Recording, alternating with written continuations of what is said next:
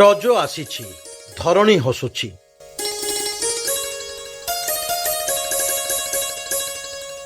ଗାଁଠାରୁ ନେଇ ସହର ସବୁଠି ଉତ୍ସବ ରଜର।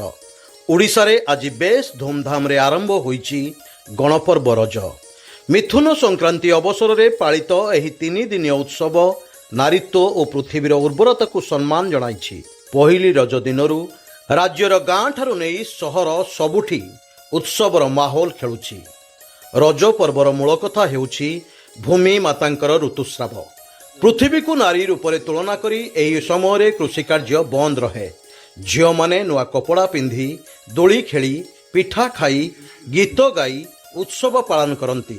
ଠିକ୍ ସେହିପରି ଯୁବକଙ୍କ ଠାରୁ ଆରମ୍ଭ କରି ବୃଦ୍ଧ ପର୍ଯ୍ୟନ୍ତ ତାସ ଲୁଡୁ କବାଡ଼ି ଖେଳିବା ସହିତ ରଜ ପାନ ଖାଇ ଖୁସି ମନାନ୍ତି।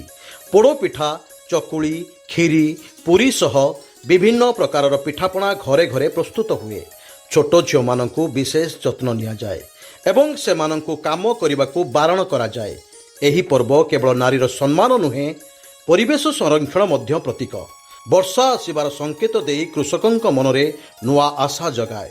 ରାଜ୍ୟର ବିଭିନ୍ନ ସ୍ଥାନରେ ସାଂସ୍କୃତିକ କାର୍ଯ୍ୟକ୍ରମ ଲୋକନୃତ୍ୟ ଓ ଗୀତ ମଞ୍ଚସ୍ଥ ହେଉଛି। ରଜ ଉତ୍ସବ ଓଡ଼ିଆ ସଂସ୍କୃତିର ଏକ ଅବିସ୍ମରଣୀୟ ଅଂଶ। ଏହା ନାରୀଶକ୍ତି ପରମ୍ପରା ଓ ପ୍ରକୃତିର ମିଳନ ଘଟାଏ। ରାଜ୍ୟବାସୀଙ୍କୁ ରଜର ଶୁଭେଚ୍ଛା। ରଜ ଆସିଛି, ଧରଣୀ ହସୁଛି। ବ୍ୟୁରୋ ରିପୋର୍ଟ, ସ୍ୱତନ୍ତ୍ର ଓଡ଼ିଶା ଲାଇଭ୍।